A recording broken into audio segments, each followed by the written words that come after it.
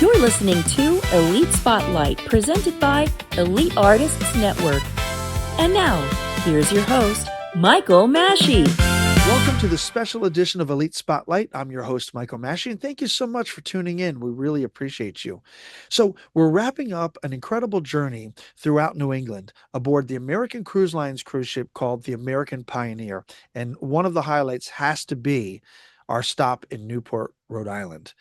And that's because we got to experience a traditional lobster bake. The food was wonderful, and it wasn't just lunch. It was a whole presentation. They showed us how they prepare the lobsters and the clams, and then there's a big reveal. And it was so special that we thought, why don't we take you along with us? So enjoy. We're going to bring you right to Newport, Rhode Island, and enjoy this wonderful presentation of a traditional lobster bake. Check it out.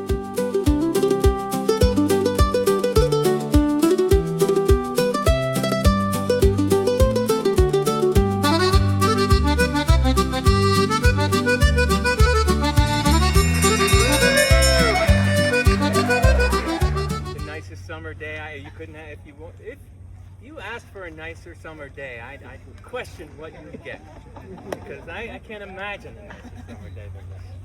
But this right here, what you have in front of you, is not just a pile of canvas. This is summertime in New England. Now, you came to New England to experience the culture and tradition and history of this place, and this is all of those things.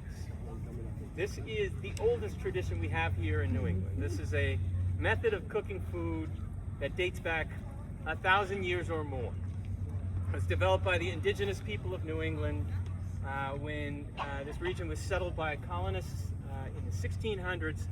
They observed this technique, learned it from the Native Americans, and then about the time that this fort was built in 1824, about that time it really took off as the most popular way of celebrating summertime in Rhode Island.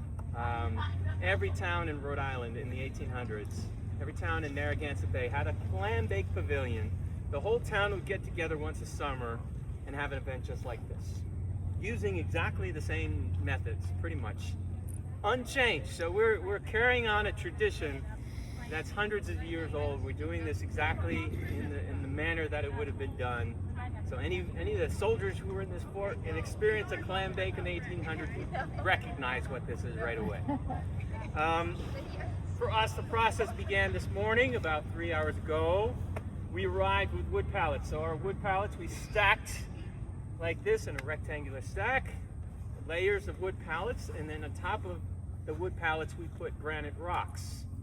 So rocks like these. So imagine these rocks right here in larger quantity in a bed on top of the wood pallets. Then we put more wood on top of it, and then we lit it on fire. So the purpose of the wood is to provide the heat, the fire that's going to heat the rocks. So we lit a big fire and we let it burn for about an hour. And after an hour, those rocks were nice and hot. And so we scraped off all the ashes from the wood. And then came the most important part of a clam bake. Do you know what that is? Seaweed. Oh. I heard it. Seaweed.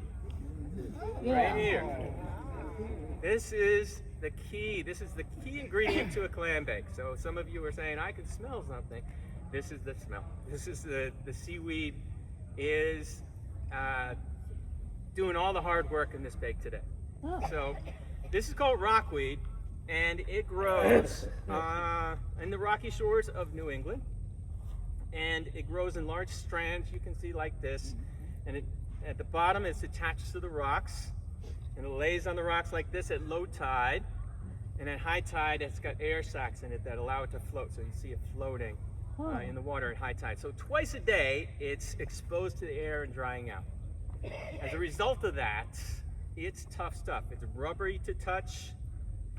It's tough, and then when we put it on those hot rocks, what happens is it releases the salt water it's absorbed in the form of steam, and so it's the steam produced by the heating of the seaweed that actually cooks the food. It cooks the food and provides a flavor to the food. It's using the ocean, a product of the ocean, to actually do the work. So these are simple elements. wood, rock, seaweed. All right? Simple things. No kitchen involved, just simple elements that are collectible.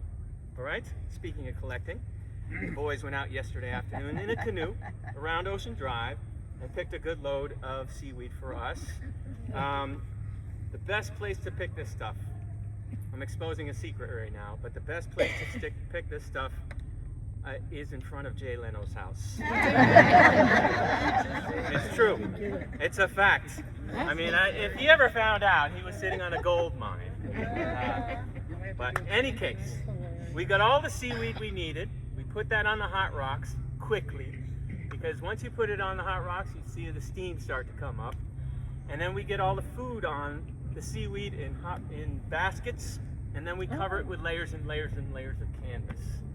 Okay, the purpose of the canvas is to hold that heat in. Traditionally, you would have dug a pit, like the Native Americans would have dug a hole in the ground. Same idea. The purpose of the hole in the ground is to hold in that heat. These canvases do the same job. You wet them down, they hold the heat inside. All right?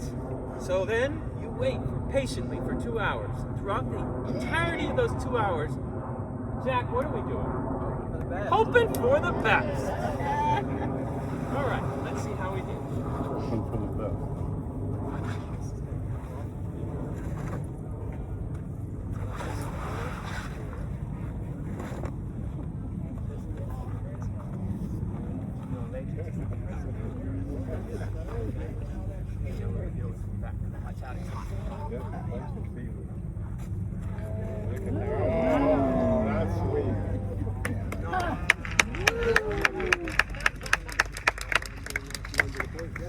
All right, lovely. So this is your photo. See, this is a picture, and the caption on the picture is "Summertime in New England." This is everyone who spends summer in New England is jealous of you now, because they've never had a clam bake. They're now officially jealous. On our clam bake today, we have potatoes, red russet potatoes. You always have potatoes in a clam bake. Corn on the cob. We keep it in the husk to keep the moisture in. Otherwise, if you peel it, it tends to dry out on a bake. This is what makes it a Rhode Island bake. This is chorizo sausage. It's a Portuguese sausage. And if you're asking yourself why Portuguese sausage, it's because Rhode Island has a large Portuguese population. We're a lot of sailors and fishermen here in Rhode Island. And the Portuguese originally came from the Azores and manned our fishing fleets. There's a monument to the Portuguese sailors around Ocean Drive, you might have noticed, going around Ocean Drive. This is what we call a clam bake right here. All right, these are the clams in the clam bake. If you've never had them, this is what traditionally dig up for a clam bake. These are soft-shelled clams. They're a long-necked clam. They're actually the only item in the bake today that came from Maine. These are Spinney Creek, Maine steamers. If you've never had them before, you peel them from the shell by the neck.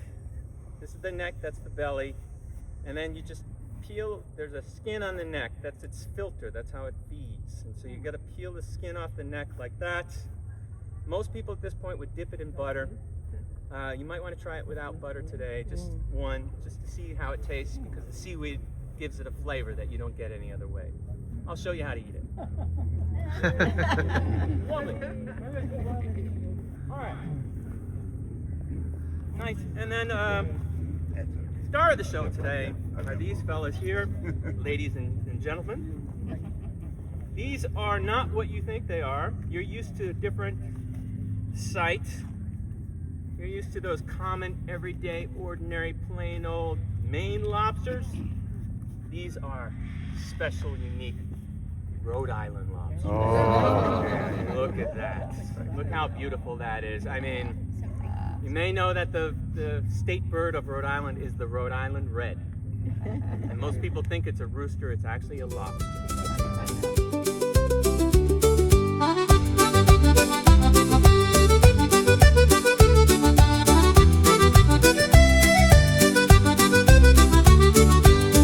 joining us on Elite Spotlight. If you've enjoyed today's episode, make sure you follow and subscribe so you never miss a conversation. And if something you heard today inspired you or made you think or simply made you smile, leave us a comment and share the episode with someone who needs to hear it. Every follow, comment, and share helps Elite Spotlight grow and helps us bring even more incredible stories to you. Until next time, stay curious, stay inspired, and keep your spotlight shining. We'll see you next time on Elite Spotlight.